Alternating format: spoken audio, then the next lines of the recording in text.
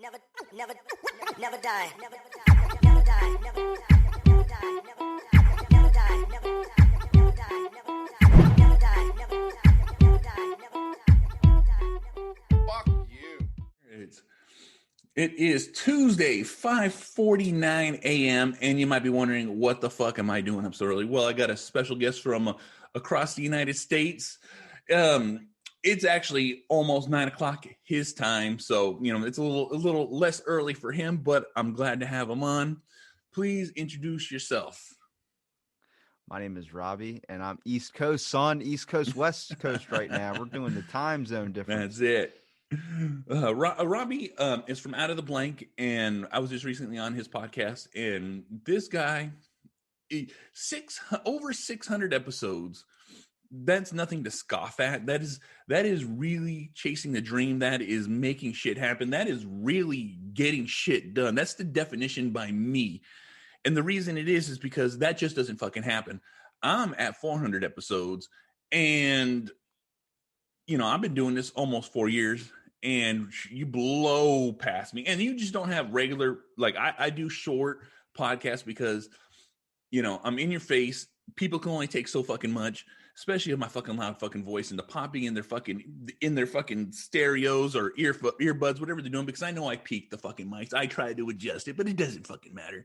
You capture the essence of like what people are thinking when they have that in traffic rage, which I love so much. Because like when I'm hearing you talking about this, finally a person that knows the definition of, first of all, the word fuck. I mean, not only dropping it as like just with the emphasis, the impact of it, but some people using like, are you angry? Are you upset? I'm like, no, it's just a way of expressing myself because I can't find a better word that's better than that. Exactly. And that's one of those things too, is like most people don't know that I sprinkle in it. When I'm at work, I'm 100% professional. I in the definition, I'm a model fucking worker. The reason is because I understand the difference of me being at work, me getting paid, and me handling business. And then when I'm at home, guess the fuck what? I don't give a fuck. I don't give I sprinkle it on everything because it makes it taste better. So that's what they mean when they call it the spice of life. They exactly. Sprinkle that in there. Right. But it's just crazy, it just seems to work extremely well, especially in the way I speak and the way I talk. So most people don't even fucking like notice it anymore. So, what I'm saying? At least I like to think. And then those who happen to wander into this podcast, but what the fuck? It's sometimes you have to like catch yourself because like I've only been a guest on like a couple like shows before, but like I know sometimes like we're PC and you can hear me in some of those episodes where I'll go to say like a cuss word and then I'll be like, all right, and I'll switch it to like a normal one, but it's like halfway through. It's like sometimes you got to remember, but it's just so part of like I do it without even realizing I'm doing it. Yeah. Like I'll be having a conversation with a family member just going off, and then like if I go to my grandparents' house, they're like, where are you from? And I'm like, they sound like you're from Boston. I'm like, I'm not from Boston. I'm just I openly express. I believe that they cure what we call micro fractures of stress, which is like when you drop something and it breaks and you say shit, like that already makes it so you're not holding it in. When the person breaks like a glass bowl, they go and then they hold that in for the rest of the day. Exactly. No, curse, do something to release that so you're not taking it out on some random person in a store. And it is true. It is true as hell that most people don't do that. You know what I'm saying? It's like you said, they hold that frustration in, they hold that anger in. And when they could have just been like, vent. And then guess what? Into the fucking conversation. And they wonder why the person like shot up a store or something. It's like, yeah, because the person was pent up with stress. We're already suppressed as people enough. Exactly. I feel like nobody's really doing what they honestly really want to do. That's why I look at it. I'm like, you got to let it out somewhere, man. And whether it's crying in a pillow or whether it's just saying an F word because they didn't have your box of animal crackers. Which is true. And that's one of those things too, is like, as a society, we're so suppressed because we have to be PC. We have to go by these gender roles, these gender things. And that PC is something that I do not live with. I do not sustain to. I fucking could care less about anybody else's feelings or my emotions, because if you ain't paying me, you ain't helping me, you ain't with me, you ain't part of my family, I could give a fuck less of your feelings. No one says that I have to care. No one says that I need to care. The world doesn't give a fuck about anybody and their feelings about that kind of shit. And I hate that the suppression that helps that hinders people doesn't let them expand. You know what I'm saying? It's just so I see it so much, and I got to fight a couple sides on this, only on the aspect of like, I agree with you 100% because I think the true definition of what it comes down to is, do you have love in your heart? yeah, You can crack comedy, for instance. That whole community is being ravaged just on the concept of what you can say and what you can't say because people feel like you need to. But here's the weird thing about comedy. Back in the day, if somebody was funny, if it was a woman comedian that was cracking a joke on TV and you laughed, you didn't have that thought in your head that went, I'm so PC. I laughed at a woman comic. But that's the trend now. And it's yep, like everything you've been fighting for has gone the complete opposite way, where people are either afraid to crack a joke, or it's just this whole idea of like, I feel so much better because I'm doing what was supposed to be right. I'm cracking a joke on it. I'm like, you saying that is what you're fighting against. It doesn't yep, make sense. And I've talked to astrophysicists, I've talked to people with PhDs, and they all talk about how the hardest thing is their science is being questioned. Any case study they're doing is being questioned. If you mention anything about gender, you're done. yeah, Game over. And I've talked to historians that talk about every single fall of humanity and every single civilization, from dynasties to anything throughout our history, where you've seen literally that whole entire community, city, whatever crash has all been on the conflict, the final fight of gender. Whenever we get to that point is when a society falls. And I'm like, there's parts, because I've had transgenders on before. I have friends that are like that. And I said, and I try my best to make sure I'm PC and I'm correcting and I'm making them feel valued as well, too. But I remember one of them posted on Facebook something about a sign that said, masks are not like your gender. We don't switch, or something like that. It was yeah, something that was like a really crappy joke. And it yeah, was like, all right, but you understood there was no like harsh intent to it. They were trying to yeah, make funny out of a bad situation that yeah, everybody's complaining about masks. And then the person took that, put it up on their Facebook, and had every single one of their friends comment, and I mean, just bash this page to the point where the business closed down. yeah, And I was like, hang on a second. Understand that's a really crappy joke, and if you're taking that much offense to that, I don't think you should look at it that way. But the yeah, humor line has been drawn because everyone's so conflicted of, are they serious, are they not, which makes it crappy for people like you and me that want to crack a joke of like, oh, just say something off the top of our head that's stupid, and it's a joke, but they don't see it that way because yeah, they're so mixed up by the media's anger. I'm like, it's not anger. If I crack a joke saying, like, I don't like, I'm a cracker, whatever, something that's so stupid, it's a joke, but some yeah. people will be like, you're shaming yourself. It's like, you can't do that. No, You yeah. can't. The What? people are making it so you can't win anymore too. That's one of those things. They're like, well, and like the thing is like I said, I'm not a huge podcast. I'm not a huge YouTuber, so it's like trying to deplatform somebody who doesn't have anything. You know what I'm saying? It's like I'm shutting down a business. I'm doing all this stuff, and it drives me nuts because I see it in society so much, and it's fucking just it's ridiculous. But I'm gonna kind of detour here. Before the Corona started hitting, I actually started doing comedy. Yeah, I started back in February.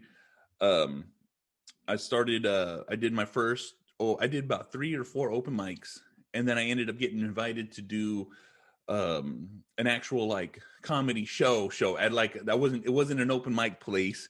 It wasn't a fucking. It was a place called Tommy T's Comedy Club. It was like the greats. A lot of the greats come to this comedy club to do stuff. I seen Ari Spears. Um, I saw the dad from I can't remember his name right now. Dad from Friday. Um, who else did I see? Hang on a second. That's a reference I have to go back to. A Dad from Friday, like the Freaky Friday one. No, the movie Friday with Ice Cube. Oh, okay, yeah, he John recently Witherspoon's. passed. John Yeah, John Witherspoon's. Yeah, Witherspoon. He yeah. recently passed. I couldn't remember the name off the tip of my tongue, but like, it's just one of those comedy clubs, like the Wayans brothers. I'm like, there's so many great comics that come to this show. You know what I'm saying? And or go to that place to perform. And like I said, three open mics up, and I got invited to do like an actual like legit comedy show with like 4 other guys, and I was like, this is fucking crazy, man. What's your strong arm bit? What's that one bit that you got? Come on, let me hear it. No, I do a whole bunch of dick jokes, and I also do a lot of jokes on just how I look, because I know how I look is very intimidating, and like when I go on stage, I'm wearing a sleeveless shirt, I'm wearing shorts, got my hat on, and it usually I'm a presence that cannot be not noticed, and so because of that, I always play off of that. But I have a small Toyota Tacoma that I used to drive all the time, and it's still parked in the front. I still have it, but I would just make a dick joke about how, like, big guys drive big trucks, have small dicks. Well, I got a small truck, so you know what that fucking means. So, I mean, I was for a brief time was writing just like because I think my comedy I love so much is all about storytelling too, and eventually I was just saying stuff in podcasts where people are like you should turn that into a bit, like my doctor trying to get me into porn bit, and then Yeah. it's like I didn't figure out until I was 22 that Michael Jordan and Magic Johnson weren't the same person. Just because I'm not a big basketball guy, but I'm at work and I'm like I live in Ocean City, so we have this thing called the White Marlin Open, which is like a giant fishing tournament. So Michael Jordan comes down here on his boat and he goes fishing here. And I heard, and this was like, I was first year on the podcast. I was like, you know how awesome it would be to be able to talk to Michael Jordan? Exactly. And I was like, I want to ask him so many questions. People are like, what questions would you ask him? I was like, what was it like to be the first guy in the NBA to have AIDS? All the players that were staying away from you. And a whole bunch of people are just looking at me like, are you kidding me? Yeah. And I'm just like, I'm like, what? I was like, you know how hard that had to be, the stress levels that he had to go through just because, he had this disease that we don't even really know how to cure yet. And the fact that he's still alive. And they're like, dude, that's Magic Johnson. I'm like, MJ. Oh my God. So the guy from Space Jam doesn't have AIDS. And it was like this whole like opening up type thing. Yeah. That is pretty funny though. But that's one of those things too, is like, I always played with the idea of doing open mics. I always played with, the thing of being a comic. Cause, the most of us, we all listen to Joe Rogan, and I was listening to Joe Rogan in like the beginning days, and he would talk about doing comedy, and how good it felt, and like all these emotions, and like and I listened to all their shows. I listened to their comedy. I seen Joe Rogan twice. I've seen I haven't seen Tom Segura yet, but I've seen Bert Kreischer quite a few times. I've seen Tony Hinchcliffe quite a few times, and Brian, from Death Squad. I've seen all, like I said, I've seen all these comedy shows. I love going to comedy shows, and I just all of a sudden started feeling like I could do it. And I was like, in the back of my head, I started rolling that idea around, like, I could do that. I could do that. And eventually it got to the point where I was like, I'm going to do this. And so then I was like, all right, then I really fucking made an effort of like, I'm fucking reaching out. And then I had a couple of friends that they do open mics and they do comedy shows. And so I kind of asked them, I was starting to ask them questions. Hey, what's with timing? What's with this? I'm really picking their brains about this. And I'm like, what the fuck are you doing? If you want to do this, why don't you just ask? I'm like, I'm trying to figure this out before I do it. And he's like, no, you have to do open mics to figure it out. Otherwise, you should be sitting on your fucking hands. And so they booked me for, it's like open mics, you have to show up, sign in, all that stuff. My buddy told me, don't even bother signing in. I already signed your fucking name. You're good to go. Show up on this day. So I show up, and, and it's great too. Cause like, when you go do open mics, you're doing open mics for comedians and family members that come. So, I got off stage, and everyone was like, for your first fucking time, it feels like you already know what you're doing. And I'm like, well, I was trying to explain to people I do a podcast, and they're like, a podcast? And they're like, yeah, it gives me like, I talk to myself all the fucking time. I stare myself in my screen, and I speak, and I let it fly out. And that's kind of how I'm doing my comedy. So when you basically see me doing stand-up, it's going to be me doing my podcast, but in just a different format. Well, it's just like the old saying where, if you're going to do a speech or something, you practice in front of the mirror a couple of times. And next thing you know, you get better at it. It's about finding a flow to it, too. Like, I mean, the more you do it, obviously, you're going to get more comfortable with it. You're going to find who you are. Like, for me, comedies, even though people say, like, go do stand-up or something, I don't think so. Only on the aspect of, like, that's not my avenue. I don't feel like I want to do that. You know what I mean? I don't find enjoyment of doing that type of stuff. I just like talking to so many people and getting, like, I call it selfish in a way. Like, even you mentioned like the episode thing, that's selfish in my intent, because all I'm really doing is asking the questions I want to ask, talking, having whatever chat I want to go with. But it's so simple to do that, and a lot of people don't. But once you start understanding and talking to so many people, your perspective goes from, I don't even know who the hell I am anymore. Like, it's this whole aspect of like, what are my thoughts and what are another thoughts that I got in, because I can't have a thought anymore without thinking of, what about if that person saw it that way? And it's just like this whole like I'm not even out there. Like someone mentioned me, which was kind of insulting, was like, you're inspiring. It's like, I'm not inspiring anybody. Please, for the love of God, find a better, inspiration. But the aspect of like, I'm trying to understand. And that is the best and probably one trait that a lot of people lack, is that fact of just trying to figure out where that other person is coming from. Now, here's a question for you. I always reach out for guests. I kind of just DM them, and I always have people that I feel that are interesting. I feel people that I'm not saying inspiring, but people that are getting shit done, just like yourself. Because, like I said, you're literally fucking moving here. You got a lot of momentum, and it's like crazy because it's like, sometimes I have difficulty lining things up with people, and you're doing multiple podcasting, recordings a week. I'm assuming with that amount. What is usually your process of reaching out to somebody that you want to talk to, or how do you even find people that you were like, all right, I need to know about this? It's not even that. Like people always say, like, you talk to some interesting people. I'm like, if you just look, these are all just people. Like I might title it like podcaster or geography or something that might sound like exquisite, but it's just an average person. You could be working at a museum. You could be working at whatever.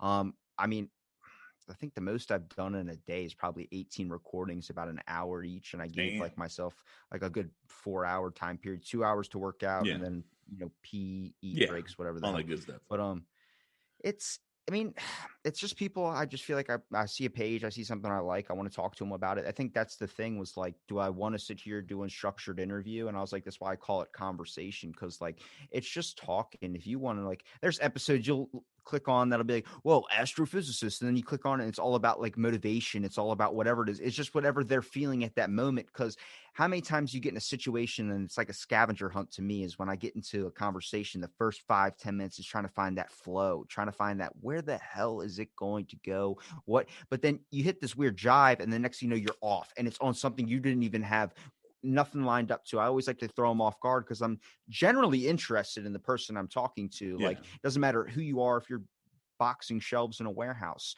I just want to chat with you, and then we click off on something. I think that's what you have to do, especially, I mean, you've been podcasting longer than I have, but it's just the concept of like, you have to enjoy what you're doing. If you get bored, then the audience is going to be bored, Yeah, no, which is the truth.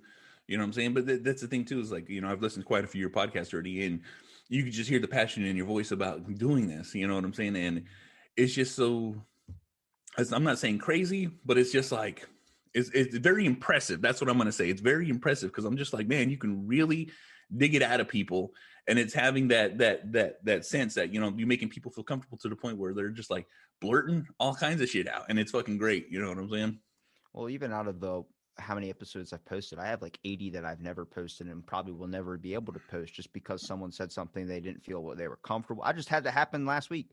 A dude didn't want me posting an episode, and we could talk off air because we both know the guy, but I was like, all right, man, like I do a lot of recordings in a day, because I like to post every single day. I'm a bit of a podcast whore, but it's just the idea of like, it's so easy just to have a conversation. And I credit all the people out there that post once a couple or once a week or something, because they got a lot more production that goes into mine. I literally just hit record and I don't edit, maybe besides putting my intro in the beginning, but that's where natural.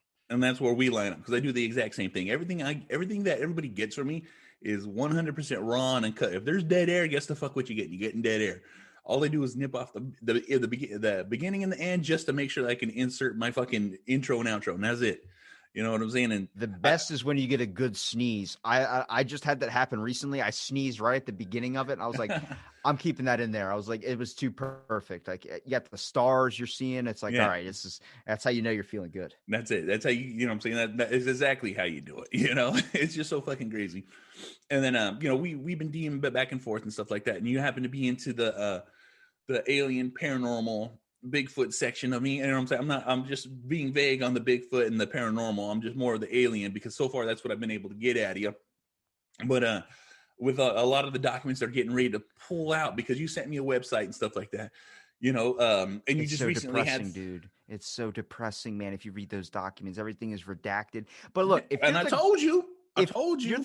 you're the government and you're going to release alien shit, you release it on a site that looks like a nut job made it. And that is the smartest move they have ever done. But when you're looking through that thing and it's all redacted, and stuff. Yeah, you could pull out some things here, but it's like, man, I get it, because it was all a factor. People didn't consider the thought of, it's not about saving you, it's about your enemies, Yep. because once you release that, your enemies are going to have your information. When I was talking Exactly. to my friend who's an astrophysicist, she was telling me, she goes, oh yeah, the US released their side of the documents. She had already gone through them, Yeah. because they have different information that they'll never release to us, because over in America, we're just so prone on wanting to know about alien life, because I feel like if any alien species is going to come down here, they're probably going to hit America first, on the Oh, yeah. concept of like, we've all seen Independence Day. Yeah, Come on now. exactly. Now, and with you saying that, I do feel that they would hit us first. Only reason they would hit us first, and the only reason they would try to attempt to get us first, is because, you know, it's not just being a superpower, but I just feel like we're producing the most amount of waves out there in the world of like sending shit out. You know what I'm saying? We're like the antenna of the world, because we're putting so much pollution out into space that where the fuck's this shit coming from? You know what I'm saying? China, the Europe, the UK, you know what I'm saying? You know, Asia is a big continent, but the thing is a lot of the people don't have a lot of the technology that they need to produce as much as we produce out here. You know what I'm saying? With shows, internet, Wi-Fi. You know what I'm saying? There is so much that we're just fucking throwing out there into the space. I feel like that's why we would be the first ones to be approached. Well, let me toss this example at you. So if you're fishing, for instance, we got you sitting on a little dock with your fishing rod out there. Are you going to cast your line where there's a little trickle of like stuff popping out of the water? Or are you going to toss it where there's a giant ass splash coming out? Exactly. And that's how probably, if the aliens were looking down, they're like, okay, that is the loudest country I see on this planet that's making the most noise. It's putting the most out there. China locks their shit down, even though they might be more successful and stuff, but they lock it down. So we don't really get any information. I mean, we just found out that they took over Hong Kong and like this low key thing. So like America's out there, you know, double guns out in the air trying to like show everybody how big we are. You know what I'm saying? They want the big fish. So guess where they're fucking going to come? You know what I'm saying? That's one of those things. That's one of the reasons why I know, or at least I feel, that we would be number one on that hit list for them to come down. And I'm not saying hit list as they're coming to kill us. I'm saying hit list as, oh, we need to show up here first. Because, you know, when you go to amusement park, when you go to any kind of event, you want to do the big shit first. You know what I'm saying? I want to dive straight head first into some crazy shit. Well, guess the fuck what? Just like you said, 2 guns out, 40s in the hand, and let's do this. What do you think though? Because like I've heard theories of like we came from Mars, where it was like an asteroid hit Mars, and then the particle dust floated down to Earth, and we evolved from those particles, and that's how they say that. I heard people say the reptile things. I'm open to it all, but I think the most believable to me is like, imagine a species that created like a little species, like how we would create life or something, and instead just like drop these little particles on a planet, and they did it to multiple planets throughout the galaxy or throughout the solar system. And then we're the one that has evolved so fast, because nobody can explain that of all the species on Earth, the human race is the one that has in the past 20,000 years evolved faster than any others. I mean, we became top predator. We've learned to destroy other things and that, but everyone is evolving in their own specific ways. Like plants are evolving and stuff. And this is where like I mess around with Brad on the vegan aspect of things, but it makes, like they say, killing an animal is murder because it has feelings. Well, there was a time period in our history where it's called plant perception. We were doing scientific studies of trying to see if plants had emotions. So feelings, and if they're tied together. Who's to say that who's to say that that's not like how the paranormal's on? Like, I feel like we're all on different radio frequencies, like 1, 2, 3, 4, and 5. Well, imagine if 3 is seeing ghosts and that spiritual plane existence type thing. Maybe 4 is plant perception, where it's like you can understand, like people talk about how they can feel plants' emotions, and they seem like they understand what's going on half the time. I mean, if a certain type of bug is eating a piece of its leaves, it'll literally link to the other trees and let them know, hey, change the flavor of your leaves so this bug will stop eating us. Exactly. Well, I'll tell you right now, just on the aspect of we were, I can't remember the name, starts with a P, but panspermia. I'm 100% sure we were. I'm pretty sure we were distanced from Mars because of just the structures they have on there. But the thing is, Earth was blessed to be in the Goldilocks zone that we're in, because what it is there's microorganisms that we found on Mars. There's microorganisms in the moon. There's microorganisms in space. There's all these different things that are out and about. But the thing is we ended up just having the right spot where we can actually brew and cook, and cells and all that shit split. And I do believe that we came from the ocean, and once we came from the ocean, we just developed into the things. And I believe in the evolution that we have, but the thing is too is the evolution we had was just way too fast. So I definitely do believe that our genes were manipulated by the Anunnaki, that we've all, everyone hears about it, but the thing is I'm just saying Anunnaki because that's what most people understand, that's what most people get. But I'm just saying there's an alien race, we don't know what they're fucking called, they're bigger, they're giants. They saw an opportunity to change us, to create something as a worker slave, and we just got out of hand. You know what I'm saying? It's human nature to just fucking be violent. It's human nature just to get fucking crazy and guess the fuck what? We consume.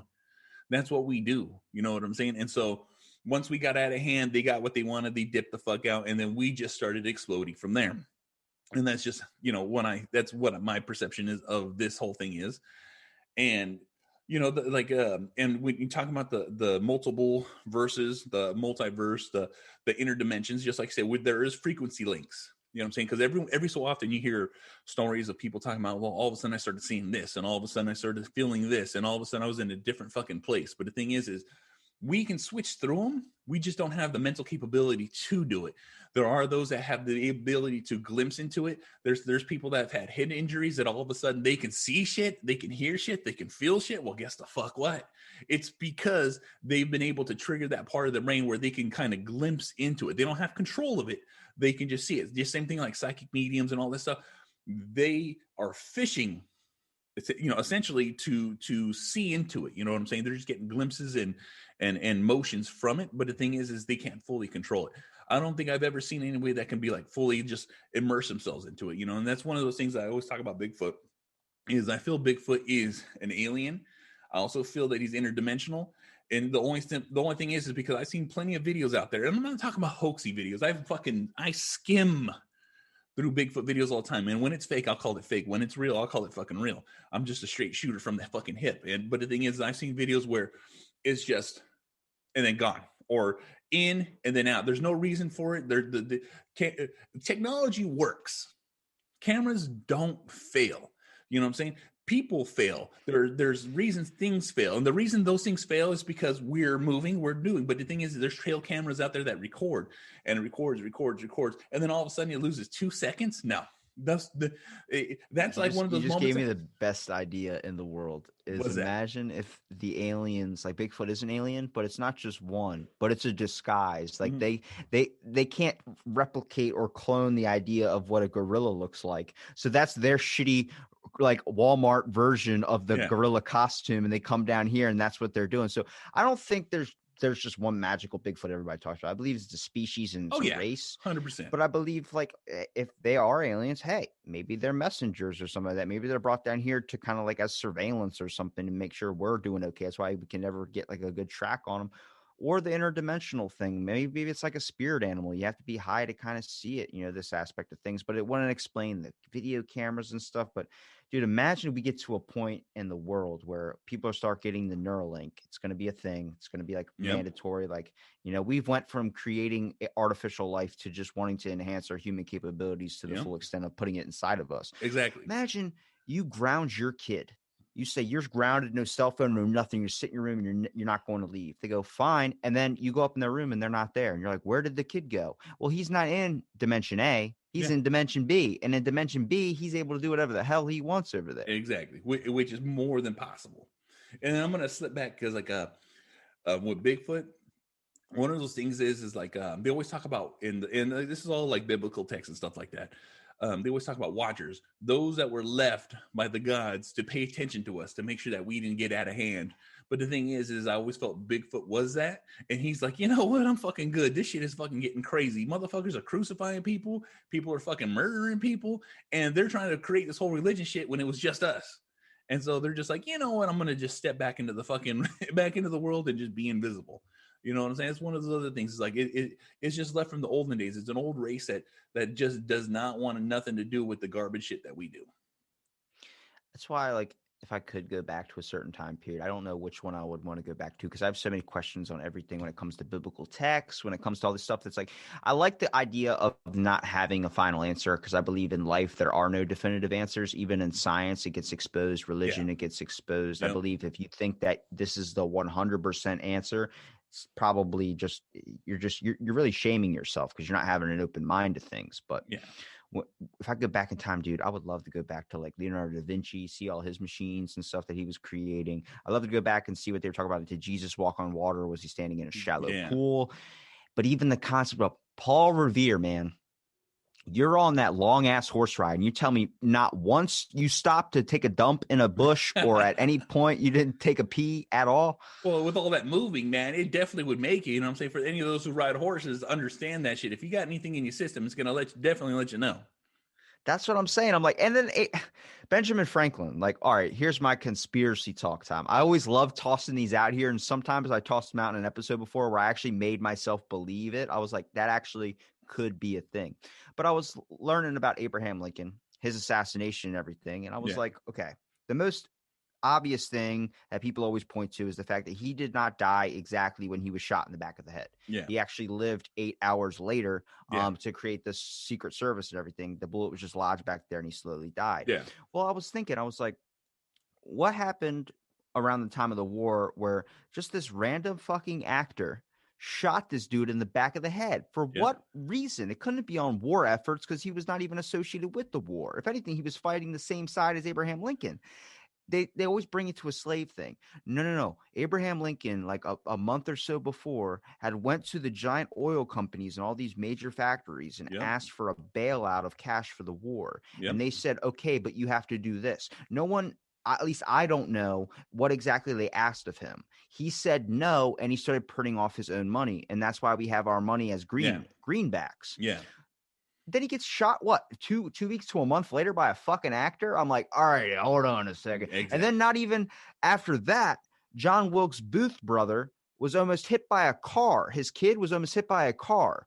And I'm like, that sounds like that's a coincidence. Yeah. Understand that cars back then went like 5 fucking miles an hour. You know so what if you're somebody's steering at you at that exactly. point. At that point in time, you know what I'm saying? There's no not paying attention right there. Now, I'm going to ask you this question. Have you ever seen Abraham Lincoln Vampire Killer?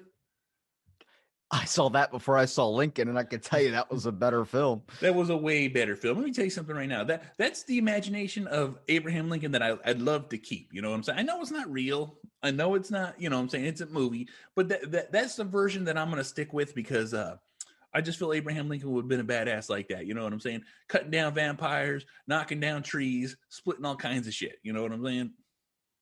I can agree with you there.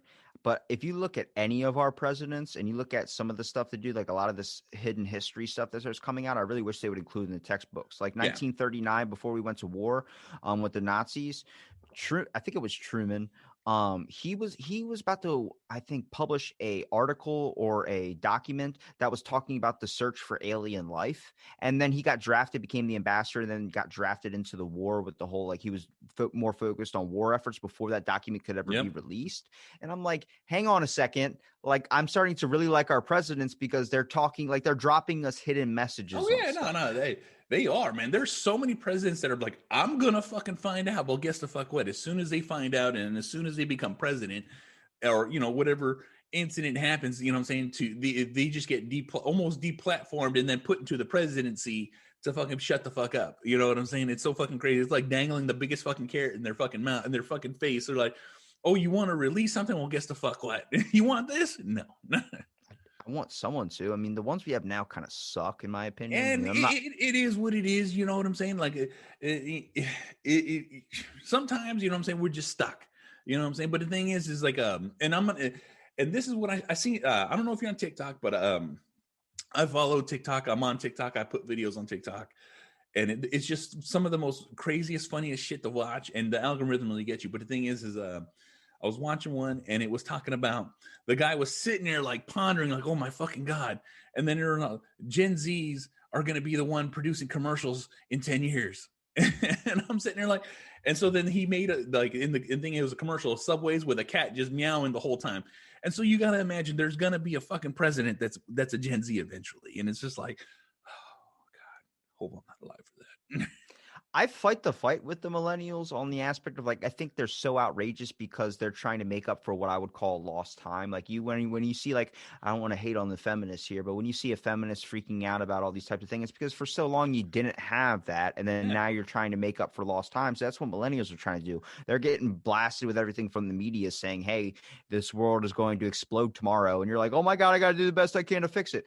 But there's a rational aspect of things too. Like I see their point. But even then, I look at them, I'm like, you're giving us a bad fucking name when it comes to the aspect. You got to calm the hell down. Yes. Don't paint half your head pink in the idea that animal slaughter is wrong or something. I'm like, hang on a second. Like, we still have, there's bigger issues I would like to focus on.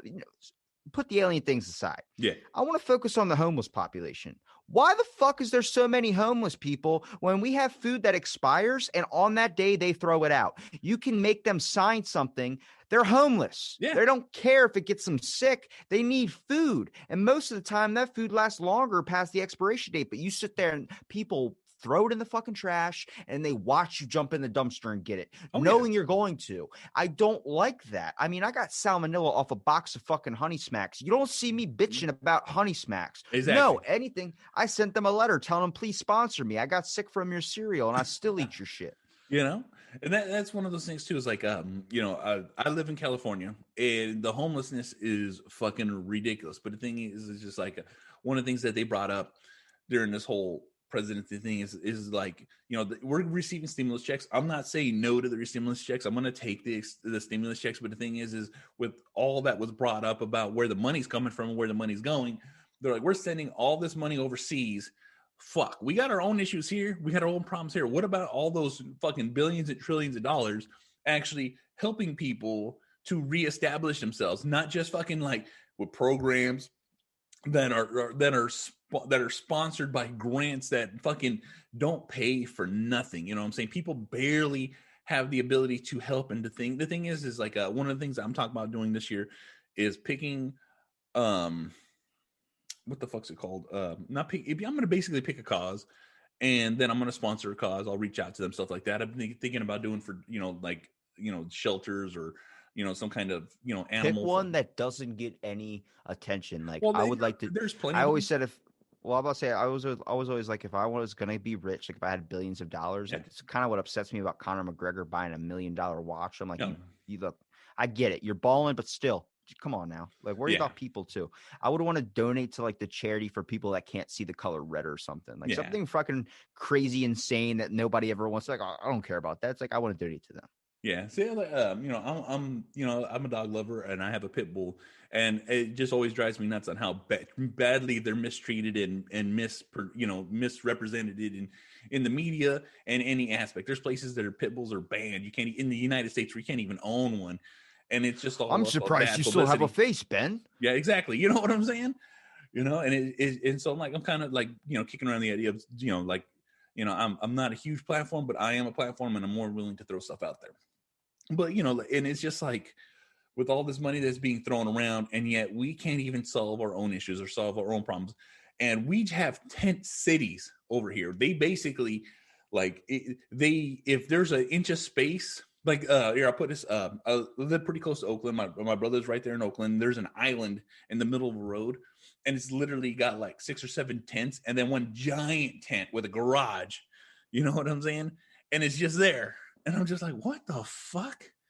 You know what I'm saying? Like, I'm not getting my stimulus just because I had my information in the whole IRS thing is set to my like old address from like 3 addresses ago. Yeah. So they never updated. So trying to get it is way more of a hassle than trying to like just wait for it to come. Yeah. So I'll probably get it like next year maybe. But if you look at that document of what was being sent overseas, Pakistan, was it gender studies? Yeah. I was like, why the fuck are we focused on that right now when the big thing here is that people are starving on the side of the street right exactly. now? Freezing to death, all this stuff. You know what I'm saying? And then we punish them on the aspect of like, there was that in San Francisco or something, there was a whole bunch of homeless people that were arrested because what they did was they set up they took power from a nearby power line. They Yeah. modified it and we're taking power from that. I'm like, give that dude a fucking Nobel Prize. I can't even do that shit. Why are we going to condone or we're going to lock up intelligence? Like, you wouldn't do that if that was an Elon Musk thing. But since they cheated the system and they found this type of thing, what the hell? Yeah, and that's one of those things too. Is like I said, it's just so crazy because there's a percentage of homeless people that are in that situation because, first of all, minimum wage doesn't fucking pay for nothing in the Bay Area. You know what I'm saying? You barely fucking make. If you make minimum wage, you need to have at least 3 to 4 people living with you in your own place, all making minimum wage to be able to afford what is affordable. You know what I'm saying? A 1-bedroom apartment around here is like almost $2,500. You know what I'm saying? A month. It's fucking insane. Where I used to live, you know what I'm saying? I was there for, man, I lived there for basically 33, 35 years. And all of a sudden the owner sold the property, didn't tell anybody. And then the new owners came in like, hey, I'm going to remodel and then I'm going to up the rent. And not just up the rent, but like almost fucking like triple it. And it's just like, the fuck, I've been living here for how fucking long? And then all of a sudden you got to do some shit. It's just so fucking insane. Like I said, and I make good money. You know what I'm saying? In that moment in time, it was just me, my 3 kids living in our place. And it's just like, what the fuck? You know what I'm saying? Like, it's just so fucking crazy. Like how like it's so hard for us to be set up. You know what I'm saying? They're like, let's raise the minimum wage. Let's do this. I'm like, no, why don't you raise it per how much the fucking, this shit costs, or give some kind of fucking housing limit. Like, hey, you can only charge this much. You're making so much fucking profit. Cause like a lot of the houses here were bought at 50 to fucking like $60,000, maybe $100,000 at the most for like a fucking huge mansion house. And then basically most of the majority of the houses are, and these are all the old houses too. So they're all paid off. And so they're just making $3,000 a month for rent. You know what I'm saying? And just pocketing that shit. There's a lot of new houses, a lot of newer, because a lot of the houses that were bought were like under $200,000 at a certain level. And then once that big market fucking happened, boom, all of a sudden houses are worth a fucking $500,000, $1 million. And these are they're like, I don't know if you ever see on Instagram or on Facebook or whatever, where they're showing this is how much a fucking condemned house costs, $1 million in California. That's basically how that shit really, really is. It's fucking insane. I seen a plot of land in Hayward with a fucking literal fucking just burnt down house go for $800,000. The people just came in, bulldozed it, and built a new fucking house for $800,000. You know what I'm saying? How fucking crazy is that shit? It's just like, and then people wonder why people are fucking homeless, because they can't afford to live. You know what I'm saying? It's just mind fucking blowing. Yeah, people down here are complaining about like kids still living with their parents at like I'm 23. I still live with one of my parents. So it's like, but rent down here is $1,500 a month without utilities. That's just the average cost. And I'm like, first of all, I don't have a job that can do that $1,500 a month. Yeah. So it's like, but I live in a beach town. And the weirdest thing was like the only arguments I've ever gotten in my entire life, the only things that I fight like 100%, even I wouldn't even call them arguments. I would just call them like, it's really hard to not agree wholeheartedly with this, is the idea of like free lunches for kids. Yeah. I think that should be a thing. Mandatory. But apparently like I got into a conversation one time. It was not, he was like, no, I don't think that's stupid. That's a fucking idiot. If he doesn't feel like a kid needs to fucking eat. That's what I'm saying. Like I've been there where I've been hungry at school and I've, I needed that, like that feeling of stomach pain is something you never want like a little kid to experience ever. And then 2 would have to probably be the lockdown situation I got into. And it does get serious when people talk about lockdowns. I see the person's point of view of that it should be locked down for safety reasons, but also much like we talk about weightlifting in your episode on my podcast, I had a gym I was going to every single day for 8 years. Even during the coronavirus when we were locked down, it was a $5,000 fine to leave your home. But I would work out at 1:00 in the morning. So I'd go there. I had the key to my gym. I'd open it up and I'd work out and stuff. Well, that owner, they had transferred owners and the new owners couldn't apply for the benefits package or benefits for the coronavirus. So they lost their business and that gym shut down and they sold all their equipment, which I ended up buying a few pieces and putting in my garage. Nice. But it was that I lost, like, for when it comes to the only thing I always in my life, just like in my podcast, I try and be consistent. Yeah. means I always post an episode every day. And same thing, I always work out every single day, because Yeah. the only person that can stop me from doing that would be myself. Yep. Eventually, the coronavirus hit, and then that was taken away from me. So it was really, really hard to be like, wow, I can't even do what I've been doing for 8 years every single day. And the next thing you know, losing that business and everything like that was very, very hard for me to watch. It was like a piece of me got torn where I was lost. I'm still Yeah. lost, but it was like this aspect of like trying to understand that you can't just shut everything down, because people's livelihoods are literally on the line of they need to work, they need to do these things. So those are the only two things, free lunches and that, where I kind of fight this side of like, you have to see the rationality of you. People need to make their own decisions in life, whether they're good or bad. Yep. They have the right to, because that's who you are. That's your Yeah. rights as an American. But during the coronavirus, when everything started locking down, people started realizing how much power they had in their own life. Like, how much is it actually yours, and how much is it the government telling you? And it Yep. was like, whoop, there goes the anarchy bone in me. That's like, all right, time to start going against authority. And that's how it goes too. You know what I'm saying? You put people in situations where they're out of their comfort zone. Well, guess the fuck what? Everyone people are gonna start ruffling the feathers. People are gonna start talking. People are gonna fucking be like, "Nah, I don't agree with this. This fucking sucks. This fucking blows." What? And that's what you get. You know what I'm saying? Like, there's so many things, and like the United States is just a fucking powder keg, really ready to fucking go. We've had a couple of little eruptions, but I definitely feel it could be bigger. I definitely feel it could be, a lot more shit going on. But the thing is it's so fucking insane. And, just how you're talking about, like, going to the gym and doing the training and getting these episodes out.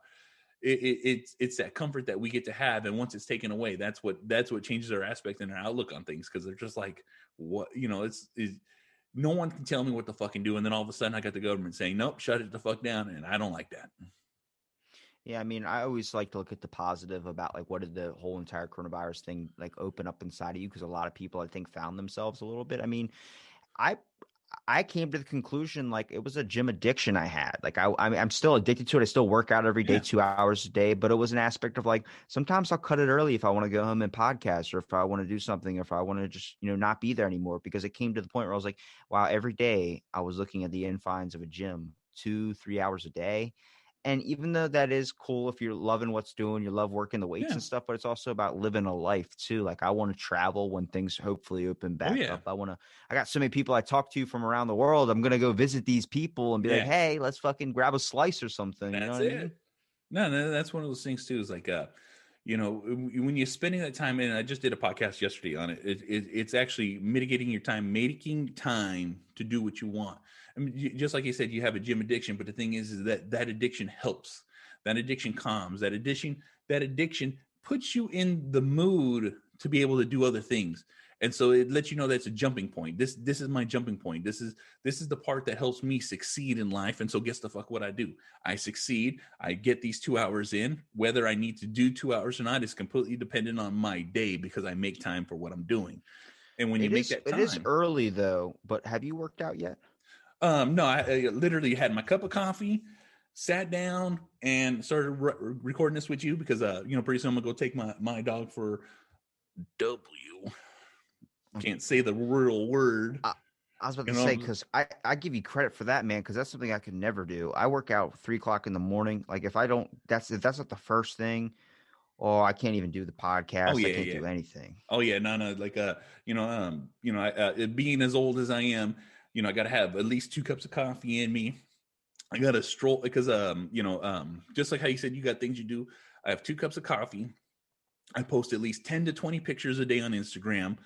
After I post those pictures or do whatever, because I also run another site for my network. It's SIP Network on Instagram. And, I check the other podcasters. I check in with them like, hey, what have you posted? What are you posting? Do you have art? And then I'll post it and then, tag people, do hashtags, all that stuff. And then I get all my social media out of the way, check what's going on in the news. And then as soon as I put my socks and my shoes on, and then all of a sudden my dog starts getting ready to fucking like he knows what's happening. You know what I'm saying? It's like, It's been engaged, shoes are on. And then, I'll take him for a walk around the block and then come home, work out. After I work out, do some more cardio on my bike. And then, I have a TV in my garage, watch YouTube, watch movies, try to get at least another hour, 30 minutes to an hour in after I work out. I like that. I have a cycle bike in my room, and I watch Deadpool 1 and 2, and then the third season of Rick and Morty all in a day. Just cycling the whole time. I burned like 8,000 calories. Easily. Then I ate a whole giant family-sized thing of animal crackers, and just that was all my progress gone. But I didn't care. It was good, dude. But that's the thing, though, too, is you got to be able to splurge when you do those things, because that's how I do it. You know what I'm saying? Like, we're all fucking human. I'm dialed in on a diet, but the thing is I'm not competing. And I'm not doing anything that's going to fucking be like, oh my God, I'm completely, no. I'm going to fucking enjoy my life. I'm going to eat some good shit. And that's why I put in this hard fucking work. Yeah, you had that picture you put up yesterday of like the chicken on the grill. Dude, before this podcast, I put my chicken in the oven for an hour 45. So I don't know how much time is left. Probably like maybe an hour left on it or something like that. But I like that shit burnt, dude. I like it when it's like, like people are like, that's way too long. I'm like, no, because I like it when it's not soft like a sock. If it's soft like a sock, that's disgusting. Well, there's different ways to cook things. Like usually when I do, I only like to grill my chicken because I just like that charred taste. And it makes it a lot more palatable to me. So like, I'll usually I'll get a whole chicken breast. I'll cut off the tender, and then I slice the breast in half, and then usually about 10, 15 minutes completely cooked. You know what I'm saying? And, I just picked up this new seasoning. There's a guy down the street from here. He's called Bacon Raider, and he makes the best brisket, the best pulled pork. Like this guy, he made me a sandwich actually. And this is, and he used to sell it in his, before the whole Corona, he used to sell it in the restaurant. And what it was 2 St. Louis ribs, bones pulled out. It was pulled pork, slices of brisket, bacon, coleslaw, cheese, and then another St. Louis rib on top, deboned. And that was the sandwich. Dude, I'm not, like I said, the reason I don't fight the vegan thing here is because I'm not a red meat eater. I'm a fish guy. I live in a fish town, so everything's sushi for me. But my buddy, how close are you to Sacramento? I'm only 30 minutes away. My buddy Caesar makes a really good hot sauce out there by you, man. I'll tell him to hit you up, man. Definitely. Me and him created a sauce on his episode of my show, man. Like okay. It's a good, very tasteful, good barbecue sauce, man. Like that's just something like, that's why like the people that have been on my podcast are the only products I buy. Like, I mean, I have a whole shelf where I look over here. You'll see me in my videos if I look off to the side. I got all of them on a shelf, man. It's just, you meet amazing people doing just average people doing their thing, just trying to make their hustle and thing. And that's what I really enjoy the aspect of it. I think this can all be pretty friendly, but much like you probably know with the podcasting industry, it's a competition with a lot of people out here. I mean, I've gotten things where I've had podcasters from the West Coast that were like, that's not what we do over here. We're going to promote the show all the way until it gets released. And I'm like, then you're putting pressure on me to release it. That's why I was like, I record so much that it's like I'm booked out till middle of February. I don't need to record, but I like still getting in them chats and still having them conversations and stuff too, just so I can always post. But some people are like, no, I want it posted the next day. I'm like, bro. That's the thing too, is like, I haven't run across that yet, but like I said, we all post on our own schedules. And that's how this works. And if someone were to try to dictate to me how to do, I'm like, guess the fuck what, bro. Block. Don't fucking bother calling me. Don't bother talk all the shit you want, because nobody tells me what to fucking do, especially with my own fucking show. If you want to promote something already, go, guess what? I can't control your social media, but this is how I operate on my end. You know what I'm saying? And sometimes people just fucking don't fucking get it. Well, people want, like for me, I don't have a podcast network because I can't do it. If you want as a friend to reach out and you want me to put something up on my story, I'll 100% do it. Oh yeah. But the fact of like always constantly promoting, I post and then I'm done throughout the rest of the day. And I started that about a month and a half ago because of when you start realizing like the follower count, when you're watching that number and you're trying your best and do all these, I've had podcasts that go onto mine and then follow everybody on mine and then unfollow them once they follow them. I'm like, that's already too like weird chess manipulation shit, like clingy stuff. I'm like, I'm done. I don't ever want to experience that. And when I started noticing how much time I was spending on my phone, I was like, nah, fuck it. I need to, I'll do it to get guests and that's it. If people want to find it, follow it, whatever, I don't care. And that's how it goes. Let me tell you right now, people always be like, hey, I'm gonna follow you, and I always warn them. I'm like, look, if you follow my page, I'm only gonna be on your page. And they're like, what do you mean? As I post a lot, So if you, and I always tell people, I was like, look, if you follow me, cool. If you don't follow me, I'm not stressed off it because I know what I do. I'm not saying I purposely do it, but I destroy people's timelines of nothing but what I post. And I post because my Instagram page is a meme page. And so like I sprinkle my podcast, my memes, and my family stuff all in my feed. So like I literally just got over 30K posts in my fucking in my Instagram. You know what I'm saying? And I've had people like I had to turn notifications off. I'm like, I don't care. You know what I'm saying? Understand that I do what I do, and I'm a completely different beast when it comes to social media because I developed my own way of doing things. And I've had people in the industry be like, hey, this is how the algorithm works. This is how this works. So, I just started using what they showed me on how to post, when to post, and what to post. And my social media just grew from there.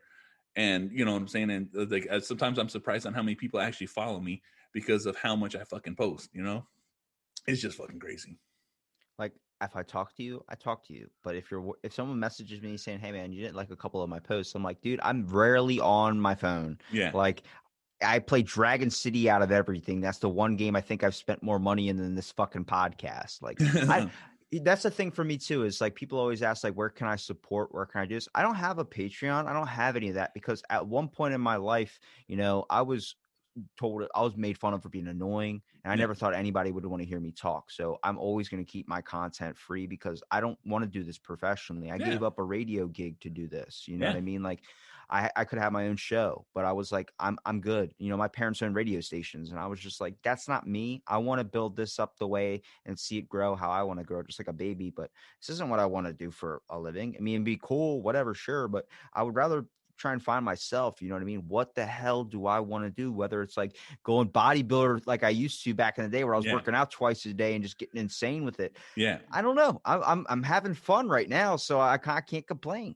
No, and that's how this is supposed to be done. Like I said, when I first started podcasting, I didn't know what the fuck. And then, once I started doing it, I'm like, I actually like this. You know what I'm saying? Like whether I was paid to do it or not, well, I have the ability to say whatever the fuck I want and post it. And if people happen to like it, great. You know what I'm saying? Because that's the craziest part is like just like you said, like I like doing this. I'm doing it my own way. And that's exactly how we're supposed to do it. Everybody's different in their own podcast, their own way, how they post, how they fucking share, how they ever do whatever they do. It is just that we find it fun in our own way. You know what I'm saying? We're not doing this to be famous. There's fucking millions of podcasts out there. You know what I'm saying? Doesn't mean that we're going to be that one. We're not the next Joe Rogan. We're just ourselves and enjoying it. And we have a nice little bubble that we get to fucking just lay in. You know what I'm saying? It's the greatest fucking part. I do it because I get to meet people like you. That end up like, I mean, I know we didn't meet too long ago, but it's a whole like aspect of like just cool people, people don't mind chatting with back and forth. Exactly. And then I also enjoy the aspect of like, it is from the start of this thing to where I'm at now, my intelligence it's fucking, I say it ruined me because like now I'm always just like constantly like back in the day, if you would have told me like this, I would have been like, no, it's this, no, it's this, no, it's this. Now I'm just like, oh my God, like nobody knows anything. Like there could be a giant bird in the sky making all our decisions on a fucking notepad. Yeah. Which that's how it goes sometimes. All right, brother. Let's see. We're sitting at, it doesn't even tell me a count. I just see what time it is. But let the people know where they can find you. Google it. Google it. You heard him. But he'll Google it. You Google it. I'll put them in the show notes so you can Google it yourself. You know what I'm saying? And with that, I'm the Angry Dad. You want to watch my shit? IGTV, YouTube. You want to see shit? Spreaker, SoundCloud, Stitcher, Spotify, Google Play, Apple Podcasts, Podbean, SoundCloud, Deezer, iHeartRadio. This motherfucker's everywhere. You can easily fucking find it. Rate, review, like, subscribe, all that bullshit. Part of the SIP Network, a slightly irregular podcast network. Group of powerful podcasts out there sharing our shit. SIPnet.us, Network SIP on Twitter, SIP Network on Instagram. Get yourselves hooked the fuck up, all that fucking shit, and we'll see y'all motherfuckers on the next one. I need to get a clip of you doing that, but like in a bidding auction where it's like $1, $2. Who are you bullshitting? Who are you bullshitting? And that's how that goes.